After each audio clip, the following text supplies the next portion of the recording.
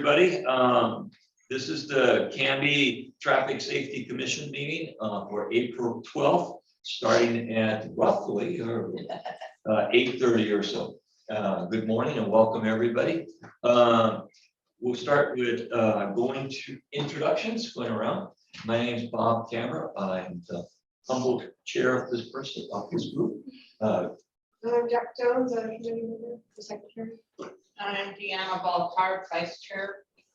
Spencer Pollock, GMB Public Works. Tracy Hensley, Council President, Liaison to the Commission. Gary Bryant, member of the TSC. Dan Abel, citizen. Eric Van Zant, member. Jenny Driscoll, member. Clint Coleman, member. Okay. No, thank you all. Oh, I'm sorry, on screen. Brianna Adada, planner, City of Canby. Brianna. Is there has everybody had a chance to look at our minutes from the last time? And once again, thank you, Jackie, very much for your hard work in producing them. Is there a motion to accept or to amend the motion, minutes? Make a motion to accept. Is there a second? I'll second that. Okay. Eric? Okay, could you add none? All those in favor say aye. Aye. Opposed? Thank you. We have a citizen input time. Dan, you are here and we appreciate your attendance. Is there anything you want to speak to aside from the traffic signs, which we'll come back a little later for? All right. You can see the islands on there. I passed by it up. Thank you. All right, I'm gonna, under our old business, I'm going to recognize that Jackie has a brilliant idea. Well, actually, it's Jennifer's. I want to give her credit. Pardon me? I want to give Jennifer credit. Oh, then Her idea. Jennifer and Jackie have a brilliant idea to have some action items. So as of now, I'm going to cover the action items that were sent in the email out. And next month, they will actually, on old business, there will be an item called action items. Those were things that were discussed at the last meeting that people were, asked to follow through. And if you didn't, then okay. But at least we're going to respect that, what you guys discussed last meeting and go. So I am going to go down here. Officer Miller was still not be able to come today. And he indicated that he was trying hard to come, but business elsewhere could have drawn him out. So I will continue to harass the poor guy. What were we harassing him about? No, I was harassing about Well, I've been harassing. attending in getting those accident reports, and he was very nice and polite. And I don't think it's on the list, but we wanted to follow up with him about changing the speed on South Ivy close to the river. He was looking into having a conversation with the chief about that. Okay. So that we could sync up the signs. All right. How far down Ivy? Wanted to go down the river right now. Oh. It's faster. Leaving town than it is coming into town. Where does it change? Whole Village? A little bit south of there, I believe. 18.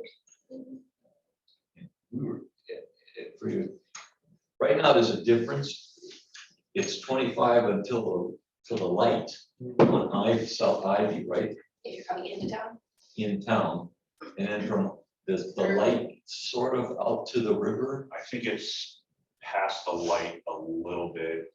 I think it's closer to the entrance off of Ivy into Hope Village is when it jumps up to 35. 35, and then up at 18th, I think it jumps to 40. Yeah. And so I was under the belief with our discussion that that was supposed to turn back to all 25 to the river once the development. Yes, once all of the development is done and once the city has complete jurisdiction and we actually own the road. Because right now we have a little bit of an IGA. Well, I mean, we do have an IGA with the county for some parts of it as far as maintenance and signing and striping and all of that, but we don't have full ownership of the road yet. And that would go into effect once the rest of the South Ivy sidewalk project is completed. And we have no idea when that, because of the electrical The, wiring and all that stuff, right? it is still scheduled right now to start construction spring of next year. But in the discussion we had with Officer Miller, he thought that the chief might be amenable to making a formal request to change it ahead of time, since the jurisdiction is going to be coming to us in the near future, and it would be helpful for enforcement if it was this kind of size of the room. Okay, so that's a good topic. Action item for Officer Miller. All right, Jerry, Public Works update, CIP. And I don't know. He is not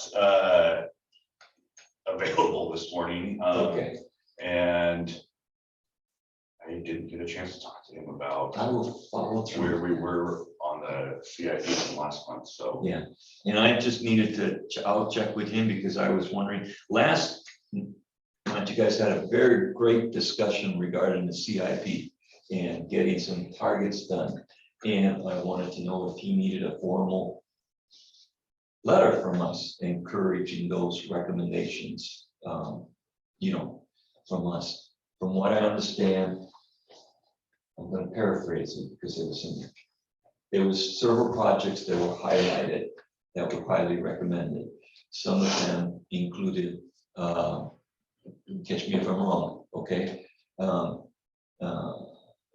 North 10th Street from at least Pine to Locust. Then there was North Maple continuing from 14th down to pave it. To redo that section in Yeah. between Territorial and 14th, kind of continue Or on. further down Yep. to, down closer to the golf course. There is the the Pine Street redirection, Realignment. realignment. And I missed something, I think it was just those right where they're encouraged highlighted CIP recommendation. Is that accurate? Okay, and I will talk to him whether he needs a letter from us. And do I need to? Should we have a motion to say if a letter is wanted, that you folks approve it? Yeah, I make a motion. Is there a second? Second. All right, all those in favor? Aye. Okay, all righty. Gary and Bob and Dan, we're gonna need to talk about the weight, truck weight signs and how to improve this concern. So I'm gonna turn it over to Dan and Gary to see where we're at here. Well, we did a little, I went out and did a little research, seeing how Clackamas County posts tonnage and truck routes as opposed to how Marion County does it. I also took the time to check the mileage from State Route 551. What do they call that? The Hubbard road there. Well, from Columbia Helicopter to the very first sign that indicates there's a truck route is 1.6 miles. And without taking the tape measure and measuring the sign, I have pictures, so I did that, but I'm not savvy enough to push the ball on the thumb drive and put it up there. I'm sorry, but I do. I have little glossies here. Pardon me? Oh, come on, Tracy, I don't need lessons now. I don't need lessons now. But anyhow, what it amounts to is that the sign is really small, and it's 1.6 miles. Okay, 1.6 miles might not seem like a whole lot, but when you're relying on a GPS or you're watching traffic, you've got the bad weather. I mean, I don't think the sun shined for what, 8-9 months now. So you got things, situations where, you know, you're distracted. So now you get to the weight sign, and that's the one that we're concerned about, because just as you get within a few feet of the Barlow Back up a turn, little yeah, just about. Back up a little bit. Now, that the Yeah. sign would be to the left out there. That, That's probably the back of it there. Did a U-turn? No, on this? you gotta get, all right, go back a Further little up. bit more. it's amazing. Yeah, that is. Look at that. I'm getting dizzy. Yeah, There, There, is that it? There we go. there you go. Oh, that is a Truck small route, sign. next right. And it's really a small little sign. and a dirty sign. And a very pretty sign. And so you have, you know, I'm sympathetic to the truckers trying to find a way into town, they go to GPS. Now I've learned there are GPS systems that are just for the trucking industry. So here we go. So they go past that sign, oops, okay. The next sign you see, just past the intersection itself, will be the weight restriction sign. So then you'd have to turn at Barlow to not go past the Yes, bridge. now we're coming up And on, there's nothing right there that makes it really clear, if you want to go to 99, you should take that right. exactly. That's why it says highway, you know, your truck route to the right. Excuse me. You're gonna stay on So, Knightsbridge and end up. running Okay, the well, bridge. we're still traveling down and around the corner before we get to the first way. There's that little red barn or the car cover. At the 20-mile-an-hour turn. It's like going for a walk. Yeah, yeah. Spencer's doing really good. That's like 45 miles an Everything's hour. I'm trying. No, it only goes so fast. Actually, and it's actually a half a mile from the intersection where they should be turning to this first sign, which is the weight restriction for the And bridge. is it before Barlow so they can actually Well, turn? that's just it. It's just a few feet before it. Oh geez. Yeah, so were these pictures taken before the Right. signs went up? It says May 2019. No, they're up, we just haven't gotten He's there just yet. right there, yeah. It's Okay. coming up on it right now. There's the. No, okay. There, well, So no, back up. there's no sign. Oh, yeah, this is Oh. older. So there Yeah, was this no is sign. older. So we gotta keep backing up, Spencer, keep backing up. Sign is right by the, Yeah, it's right by there, where they have those guys, the it's right. red It's fence. right by this home, yeah, there's a big red fence up there now. So now you have this sign, which only not tells you there's a weight 99. restriction. It doesn't say anything about detour on Barlow Road. And once you go past Barlow Road a few feet, just a few feet, then it's the point of no return, because there you have the weight restriction 3/4 of a mile down. The weight restriction, I believe, is right at 24 tons, which is 48,000 pounds. Now, what I pointed out to Dan one night is that as I was actually in my duties of chasing parts for Penske Truck Leasing, going out to Columbia Distributors, I'm going down our usual route that we're discussing here now. And lo and behold, here's a KAG a truck and trailer tanker with, he had his flammable signs on, which meant gasoline or flammable. He's licensed at 105.5. Ooh, little over 48, it's a little over 48,000 pounds, a little over. Not only does he proceed right on down the road, right up and over the bridge. So, and like Dan pointed out, when you have a power unit that's pulling this much weight, now, I don't know if he's loaded or not, but what the heck's he doing in our community if he's not loaded? Okay, but like Dan pointed out, and it's more physics than anything else, as you pull up the bridge, the power of your vehicle is literally trying to push the ground away from yourself. You're literally digging in, pulling up the road. So that's what, which causes more wear and tear on our bridge. So now I thought, well, okay, I'm already following this guy. He turned left on Holly, and I don't know where he went from there because I had other things to do. But I talked to the company. I talked to KAG. I pointed out, I said, hey, you need to talk to your people. You need to get some, some information out to them, say, we gotta, you can't go across that bridge and you gotta find your way through town. There's other guys that have done it. The only picture I have here of a tanker, and this is what I wanted to point out, this is what we're going with this Clackamas County. I have a name and a number here, thanks to Spencer, right, the name and email from the guy in charge of transportation at Clackamas County, and point out to him, would you like this truck and trailer tanker full of gasoline driving through your neighborhood?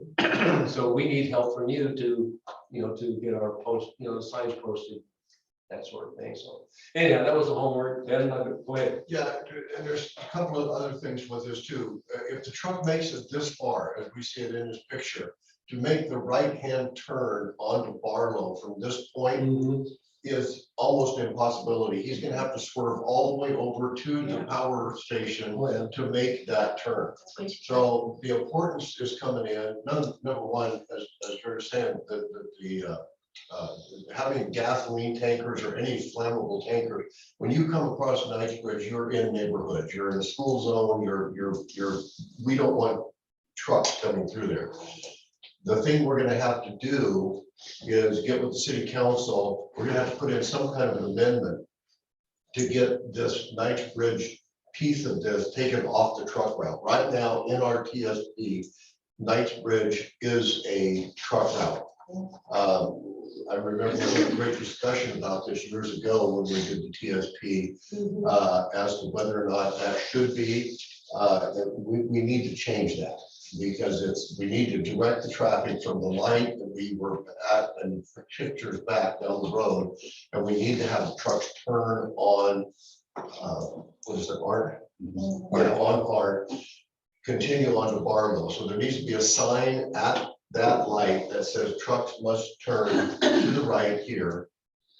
Then we need to have a sign at Barlow, because what's gonna happen is when they get to the intersection of Art and Barlow, their GPS could very well reroute them back down Barlow to the left and back to this intersection to go into town. GPSs are goofy, but that could happen. So there needs to be another sign, another county sign at the intersection of Barlow and Art to get them to turn to go to 99 to get our traffic coming into town the way we need to have it come.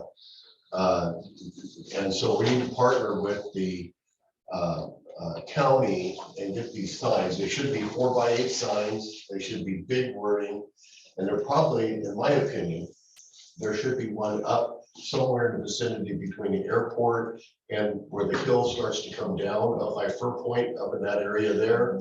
And then there needs to be another one just before the intersection so that the trucks are aware. And then at the intersection, there needs to be one there. And then, so we're talking 4 signs. Yeah. So we just need to make it really, really clear, and then we need to change the TSP so that Knightsbridge is not a truck route. And that way it will give our police force some teeth, an enforcement route. So that if they do find trucks on this road, now, the one thing we also discussed is there are 2 farms, whatever, there's some farms on Barlow to the left here.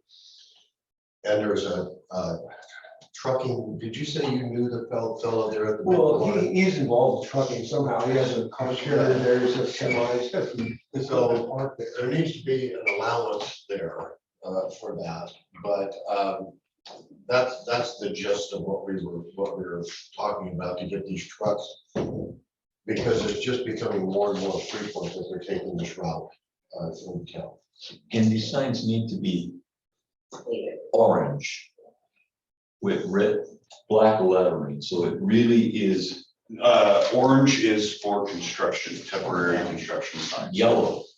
Yellow are warning signs, That's exactly what we want. but for a truck sign, it would have to be a regulatory sign, which is a black and white sign. So there's no Well, editing, then and we these couldn't like have guys- like the line around the outside be red No. instead of Well, black. how come Marion's coming? Where did they do it at? He'll show you, they have one that says,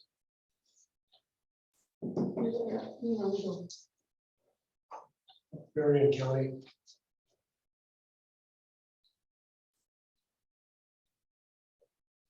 I don't know how they did that. Would you mind passing it around and just see it? Yeah, absolutely. Did you guys? I mean, that's the example of that. Okay. I mean, now maybe they're doing it illegally too. Orange line. Yeah, Orange or yellow? Yeah, and where, did you want to see it? Yeah, I saw it. Oh, okay, I mean, that, okay. if not, it needs to have some real orange flags on it to draw attention. Draw attention to those signs, you know? Just a few feet off the highway. Did you guys happen to take a picture of where the speed limit sign is on a cart heading north towards Knightsbridge? It's not a super big sign, it's the same size as the one right before you go over the bridge on Knightsbridge. It's a weight limit sign on Art. Just before you get it. It's very close. Oh, it's right at the bridge. This is It's before like the right at the bridge. bridge, and it Oh, yeah. turns into the same thing, Yeah. where if you see that, Too late. You go you're, too far. well, it's, you can still make the turn to go right over the bridge that you don't really want people to. Like, would it be possible to actually be redirecting trucks? If you're heading north on Art That's what she's talking about towards now. Knightsbridge, can it say trucks left and take them back around past the nursery and then take another left back onto Art to take them up to Barlow? Because I'm saying Art and I meant Barlow, it's the north end of Barlow, right before you hit. What I propose is by next month, we will have this in writing, spelling out exactly point by point recommendation that we've talked today, so that there's no misunderstandings. To the county. Well, we can either direct it to the county that and come here to get our endorsement. But if the three of us can at least put it down on paper, exactly what it is that we're talking about, and then we'll have it before you folks, okay? Is there any discussion? I have one more question. Yeah. And I guess I would direct it to Tracy. I should know this, but I'm not quite awake at this point. If we were to change the TSP and get part of Knightsbridge, not the truck run, what do you think? Well, the TSP is currently being worked on, so right now is the time to talk about it, and I would guess just letting Scott, well, we have Alfred that does that for us. But we let Scott know that this is a desired. First meeting for that. position. First meeting is this Thursday evening. Yeah, so you should write out the recommendation that gets pulled from the TSP as a truck route. That'll be a, I don't think this Thursday's meeting is specifically about truck or the No. TSP. But, and I don't know when the first meetings actually for the TSP are. Don hasn't told us about those yet, but, Maybe Brianna knows. I just don't know what the process is of getting that. This would be a good question for Brianna. Yeah, Brianna, do you know? She's like nodding, yes, someone asked me. Yeah, tomorrow is, excuse me, the first policy advisory committee meeting for the update of the comp plan and the TSP.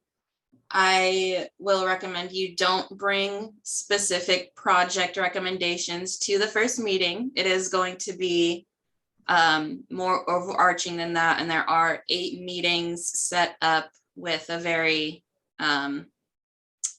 specific schedule. Bob, I don't know if you've been sent those materials in advance, but you'll definitely see them at the meeting.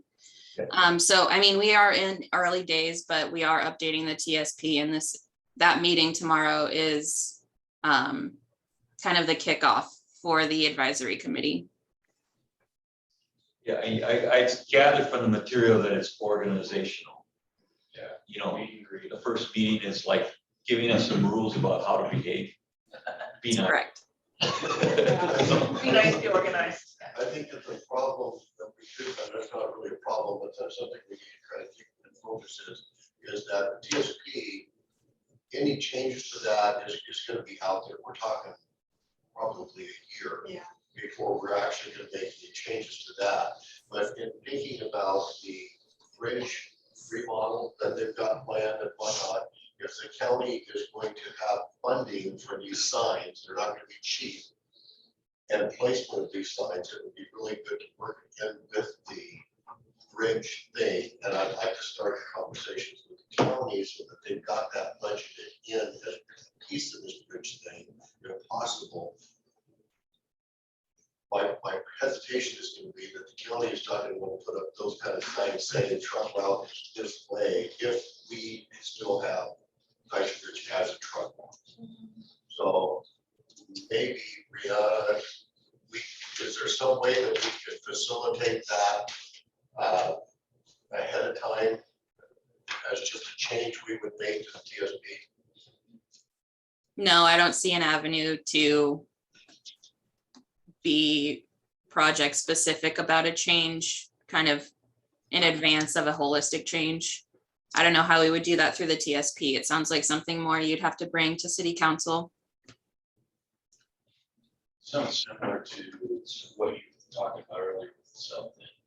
You'd be a joint, be nice to have county work with us. And the same approach as something, just do that with the bridge. Yeah, it's technically the bridge is not in the city limits, but Knight's Bridge, beyond the bridge is. Right. Well, on this side, I mean, this side of the bridge. Gotcha, gotcha, gotcha. Yeah, I mean, beyond meeting, I'm coming into Canby. So, yeah, the city line is the bridge. I guess if our recommendation from this commission, we can talk about it with the council, we'll know how to approach it with the county. Let's get it in writing, so we know what we're talking about. And that's the first step, and then we'll proceed with it. And in consultation with our city council person, Do about we where to have, proceed. so sorry, do we have any kind of contact at Marion County that we could ask about that sign that we are coming, the yellow sign that said don't go here? Imagine you go to Fulton County road people, feel like it's old Spencer, I guess. Is your counterpart over there? I don't know that Marion County all that well. There is one gentleman that works there. Well, I've seen her talk to him for probably a year. I can try to reach out to him. I'm not exactly sure what. When they have a road department, but they have a. Yeah, they do have a road Yeah. department and stuff, but I don't know who that would be. So that would just be a little bit of a. You know where the facility is, as far as just an actual physical address? It's in Salem somewhere, I don't know. I'm sure I could Google it and find it. But we will, Where in was our that? write-up, we'll put down that we want the sign to have high visibility. And some of the examples of high visibility will be either orange flags on it, or the sign could be bright. Yep. And we'll go with that, and we'll get it done, and then we'll move forward to implement. Okay? Okay, thank you for you guys' hard work on that. The next one is Jennifer was going to explore the tree codes from other cities.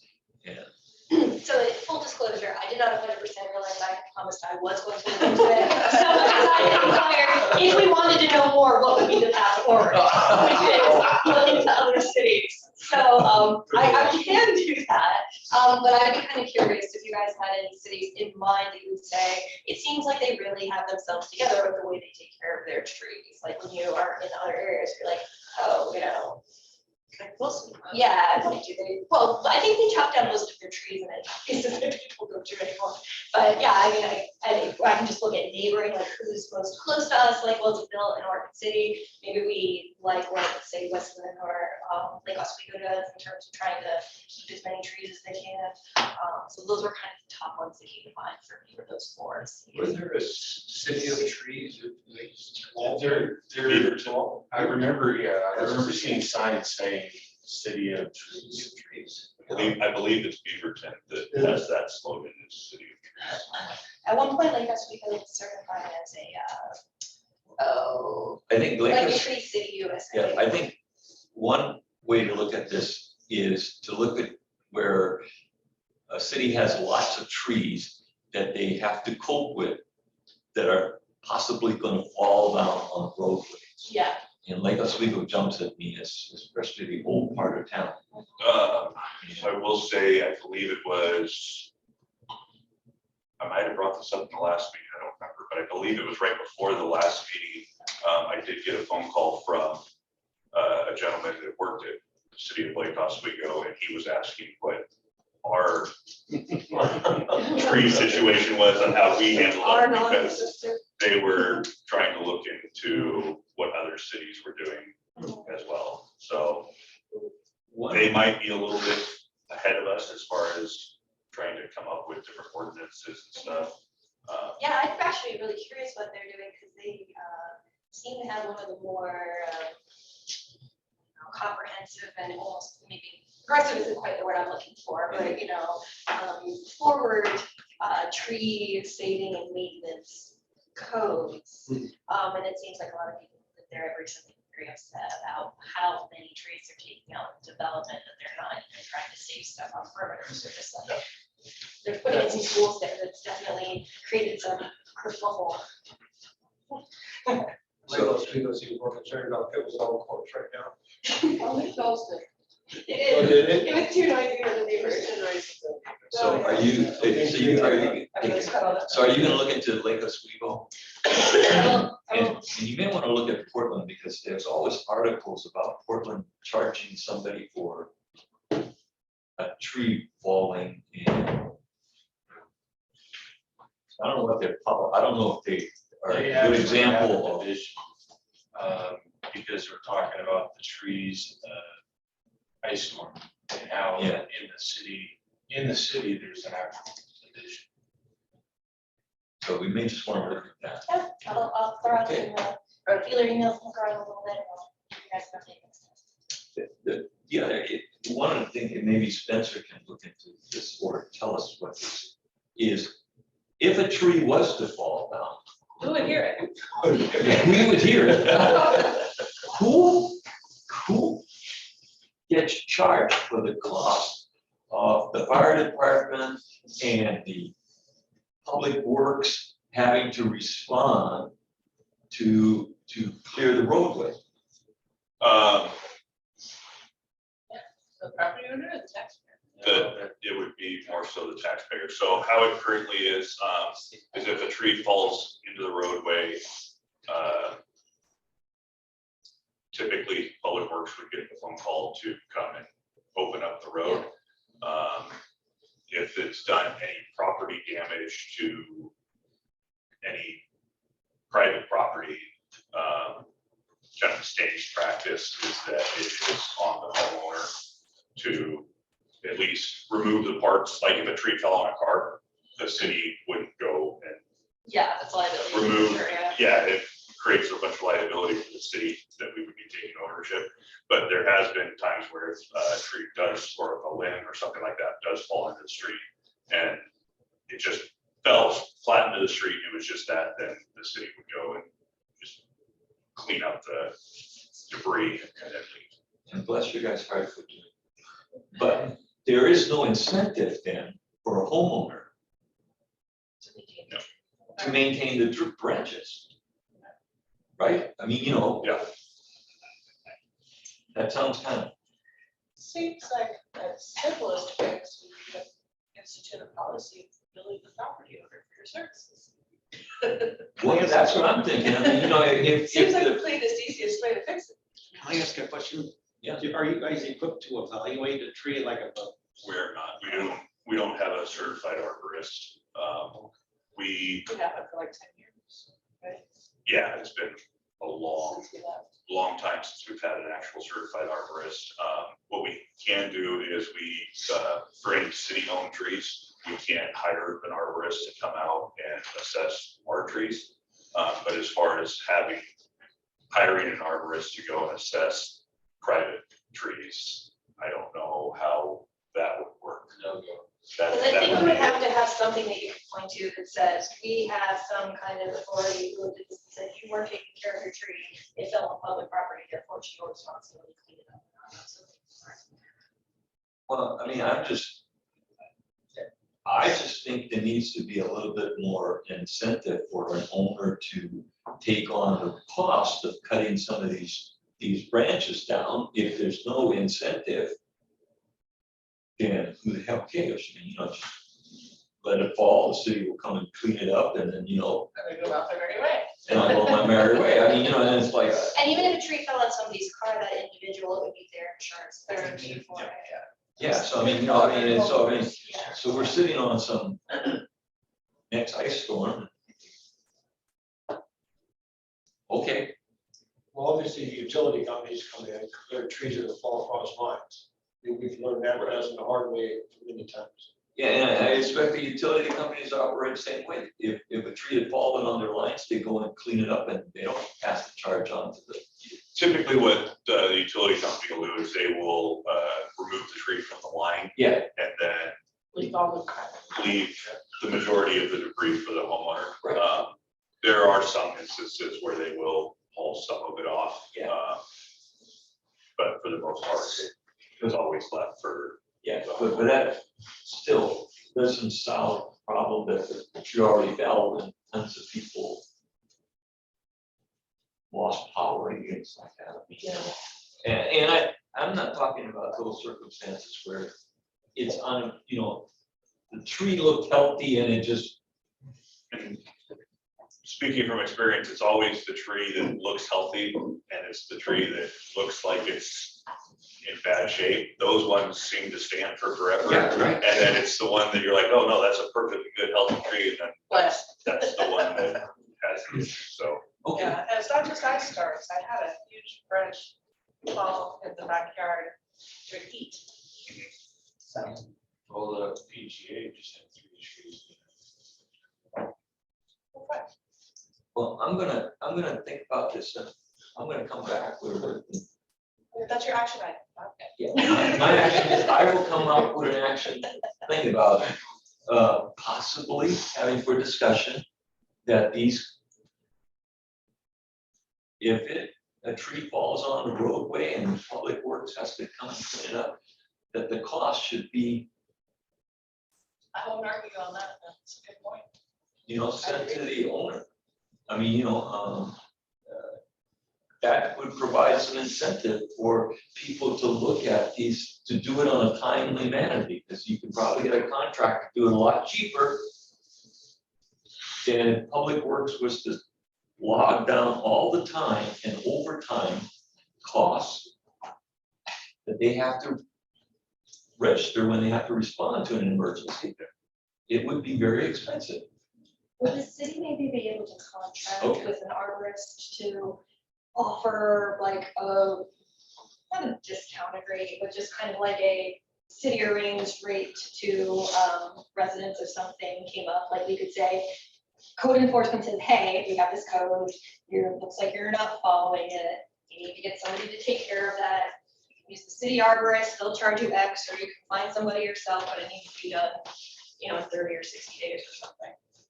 I don't know if we could I don't know. make a mechanism for contracting with For private. for private. Sector use, Yeah, no. I don't, It has to just be. I the don't city. thi- I don't think that in our city that was gonna Yeah.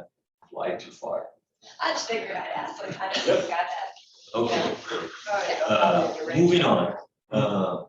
I'm just, sorry, I don't want to cut off conversation, just got Spencer about the Fifth and South Cedar. North Cedar, so I did go out and look at it. It has not been painted. The signs are up. The weather has not been permissible for Sure, anything. getting. We did have a couple of quick windows in there where it's like, hey, it's dry for a few hours. Unfortunately, the crew was out working on other issues Okay, during those times. So once the weather does turn and we can get scheduled for actual painting, then the first things on the list is the yellow curb there at Fifth and Cedar, and then the crosswalk at Southburg, West Idaho Village. all right. I will keep you in action. Next issue is Tracy will check to see if the city notifies if there is an issue with a train and any other City of Canby emergency issues. So, Remind me now, what was that?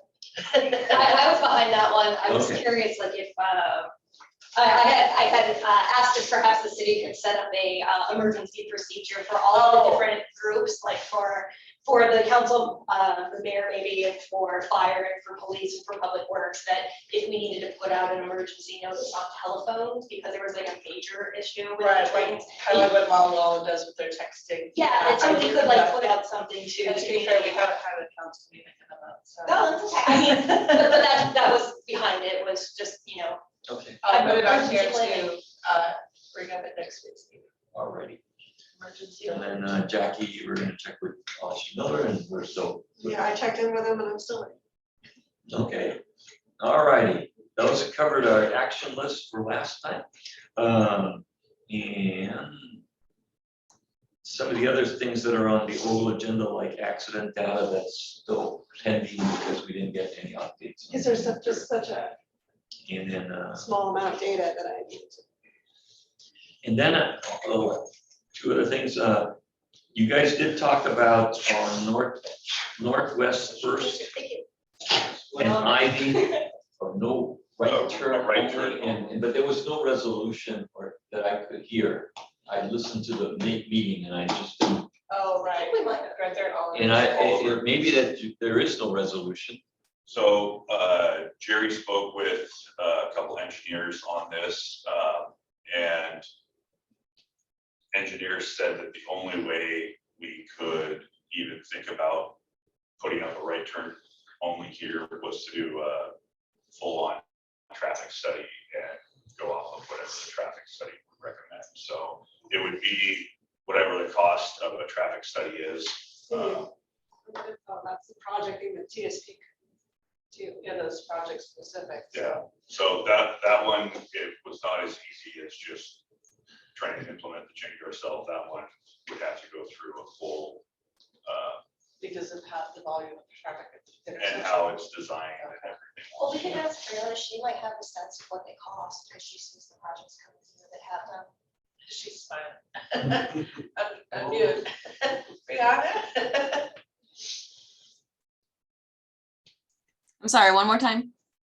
What would be the, Traffic study what would cost. be the cost for a typical traffic study, say off like this particular road of Northwest First? And just get us an idea of restricting it to just right turns. What do you think the cost would be? If you'll give me a minute, I'll pull up a recent study and we can see, DKS gives quotes per project, but I can pull up a recent project and give you a ballpark if you give me a minute. Okay. All right, now while she's doing that, we're gonna proceed with one other old thing. Know that Eric has been taking some lead in looking at the red flex system, speed enforcement and illegal left turns utilization of the computer systems. You did some good work, write-up and work. You want to give us an update about what's done? So basically, as of right now, I'm just in the fact-finding stage of the game. I sat down Monday with Bob and talked about, right now I'm looking at getting, I got all your emails, by the way. Past study that took place, the current ORSs for the red flex system in the cities that are surrounding us. And I'll be, hopefully next month, be giving you a presentation, hopefully a PowerPoint presentation, where I'll need all your guys' input on. And it will be to how I can better present it, make sure that you understand it, answer, hopefully pre-answer some of your questions or find out questions I need to answer. So that'll be, looking forward to that coming. I'll try to get that out a week or two before the meeting, so you guys could review it, send me emails or phone calls about it.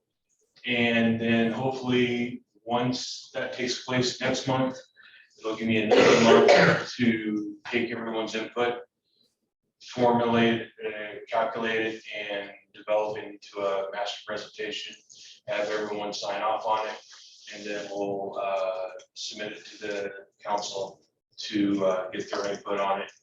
And we were hoping, Bob and I, that we could go about having some public hearings, public meetings, kind of like, coffee with a cop.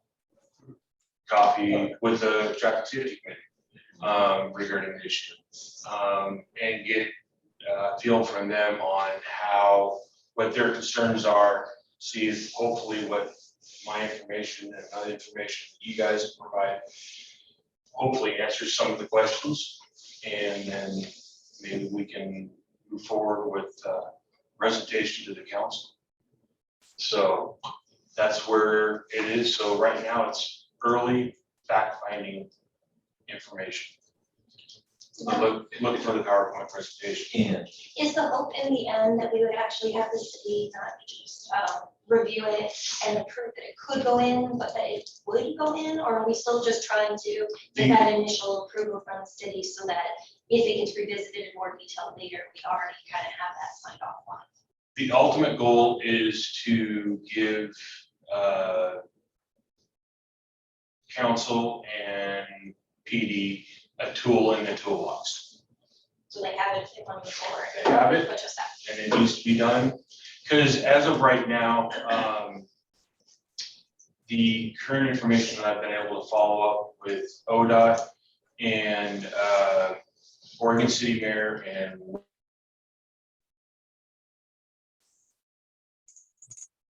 what is that, where the toll locations are just after their exits. And so it's forcing Fuel and that. the vehicles onto the road. And so they're saying in 2045, they're anticipating 14 hours of congestion on the freeways. And they say that theoretically developing a third lane onto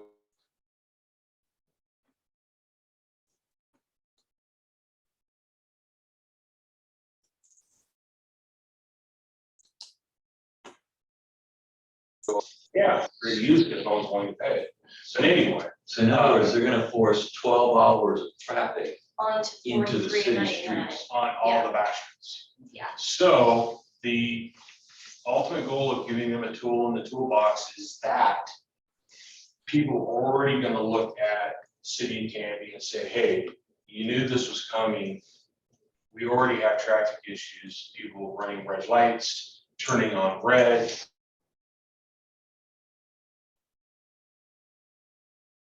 Congestion sitting on our roads, only amplifying everything. Just throw out a random number, 2000%. So here's a tool in the toolbox to where we can't have an officer sit in that intersection and do traffic control because they're limited resources. But the tool is, even if we do want an officer there instead of a camera, nothing says the police officer can't go out there, turn the camera off, run traffic, do it the old fashioned way. And then when he leaves to go do other business that he's required to do, turns the camera back on. So they It's turn just- it off if they're in the area? No, that's just a hypothetical speculation. I cannot confirm nor deny that thing, but it's just think old school, outside the box, and it's having a tool. So We need, the urgency, I think, is, I was able to, two things. I was able to pull up, and I know Spencer's gonna be doing more recent ones, but back in 2016, okay, we did a traffic study of Knightsbridge. And at the time, we were averaging roughly 3,000 cars on a daily basis going over Knightsbridge. If the toll goes into effect, those people are gonna be diverted, and one of the main places they're gonna be coming down is up Knight Bridge and hooking onto Birch and going out Territorial. I imagine today's traffic is well beyond 3,000 cars going over Knightsbridge. Can you imagine having 6,000 or 7,000 cars going over Knightsbridge on a daily basis? We need to have, we cannot even look at red flags as a speed monitoring until the legislature adds us to the list of cities that have approval to even look at this. One of the first steps we need to convince the city council is to at least ask the legislature to include City of Canby on that authorized list. They don't have to implement it, but they should be asking to get on the list so that they will have that tool available for them when all hell breaks loose. Because it's going to, I don't want it to, but it's going to. I can't hear you. I'm mumbling a little bit, but it's going to.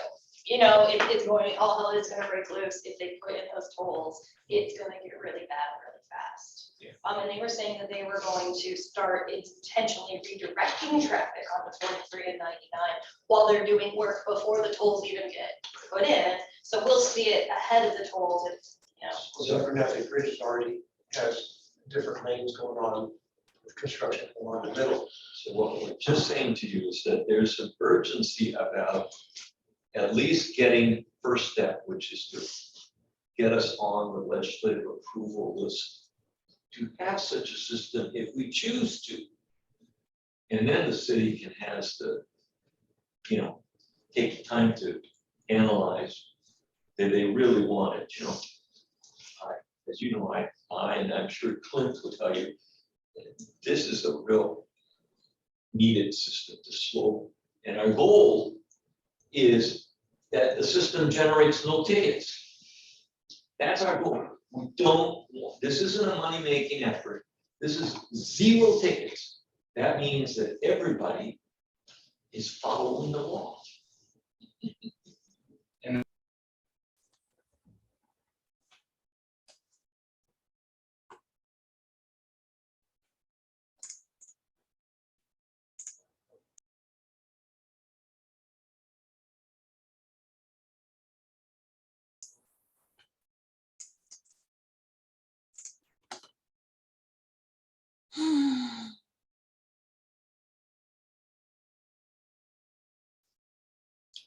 Wait, I will wait.